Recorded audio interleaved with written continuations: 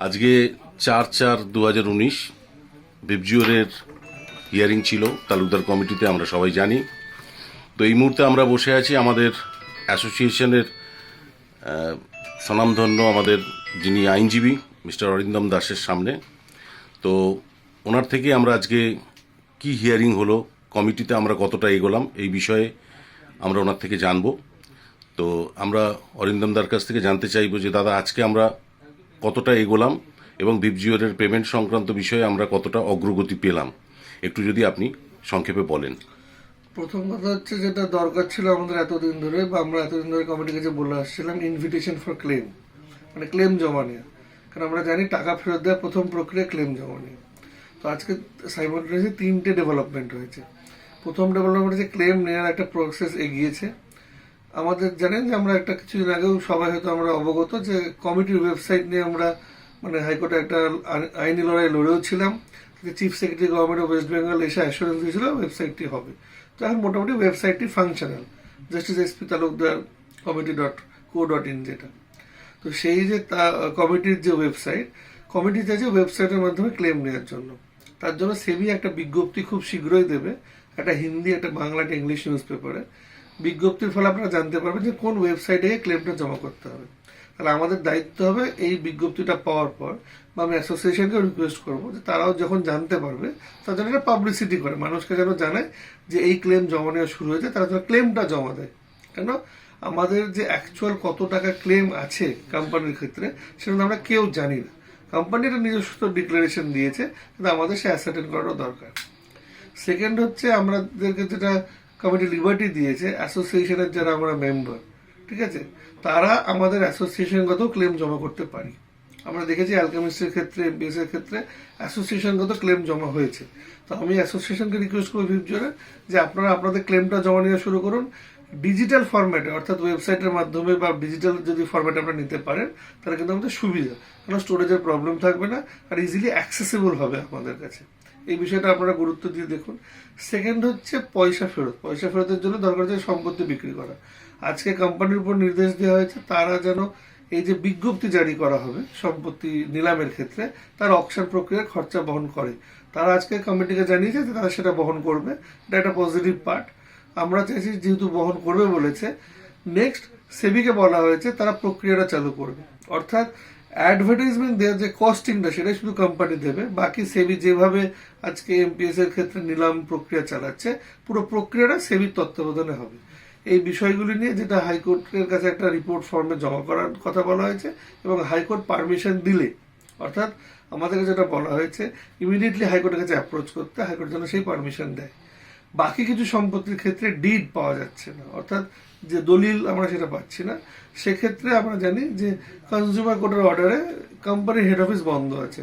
তো আজকে কমিটি সেই ব্যাপারেও একটা হাইকোর্টের কাছে একটা গাইডলাইন চেয়েছে, যে হাইকোর্ট যদি গাইডলাইন দেয় তাহলে কমিটি খুব শীঘ্রই এই যে অ্যাসেটটা যেটা আছে, যার মধ্যে অরিজিনাল ডিড আছে বলে কোম্পানি ক্লেম করছে, তাকে ওপেন আপ করে এই ডিডগুলো বের করে আনতে পারে।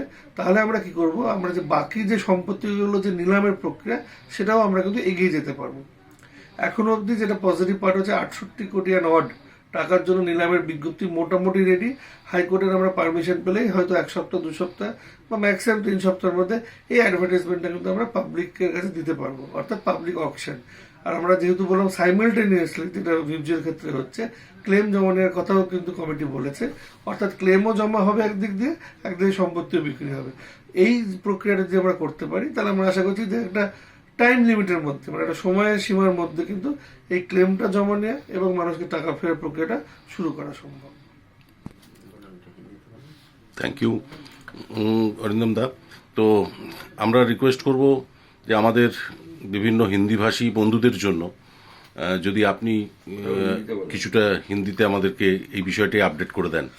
अच्छा, पहला जो सवाल था, आज 3 मेजर डिसीजन हुआ है कमेटी के पास।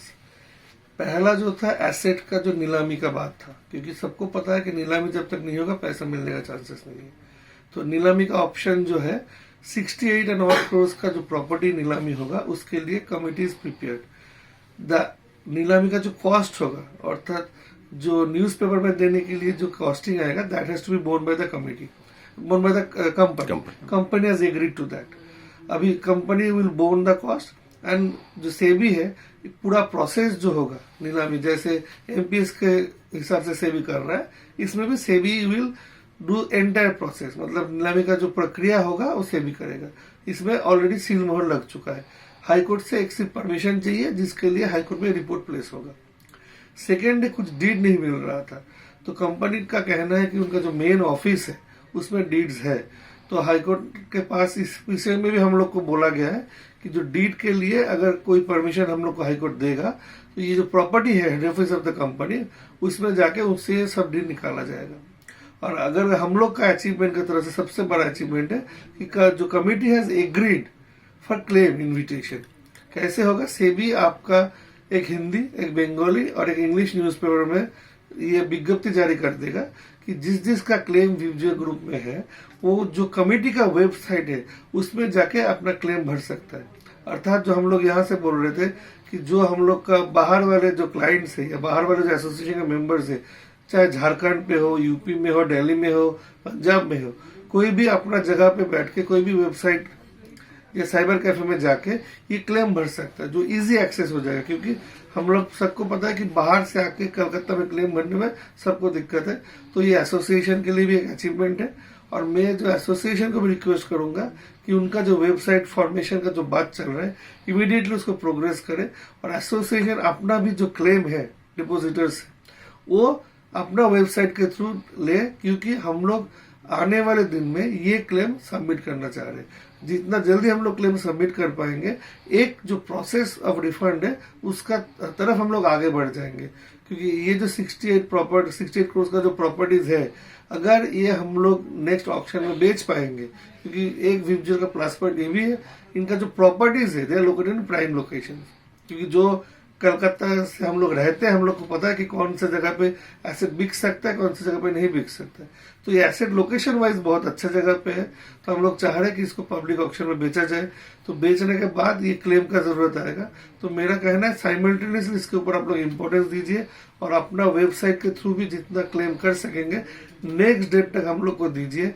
जो कमिटी ने हम लोग को लिबर्टी दिया हुआ है, जो डेट है वो 21 का फिक्स है जून का, लेकिन कमेटी ने बोला है कि अगर कोई बेचने वाला काम, मतलब अगर फंड कहीं से जुगाड़ होकर कमेटी पे आ सकता है, तो कोई भी हम लोग कभी भी उसको मेंशन कर सकता है, और कमेटी हम लोग को इम्पोर्टेंस दे के संग डेट दे देगा। So this is a important matter. तो जो क्लेम इन्विटेशन है उसको प्रोसेस कीजिए, और बाकी जो डीड का जो प्रोसेस है हम लोग थ्रू हाईकोर्ट परमिशन करवाने की कोशिश कर रहे हैं। ধন্যবাদ অরিন্দম দাকে। আমাদের আজকের টোটাল আপডেটটা আমরা জানতে পারলাম। অসংখ্য অসংখ্য ধন্যবাদ জানাচ্ছি আমাদের অ্যাডভোকেট অরিন্দম দাস মহাশয়কে। Thank you.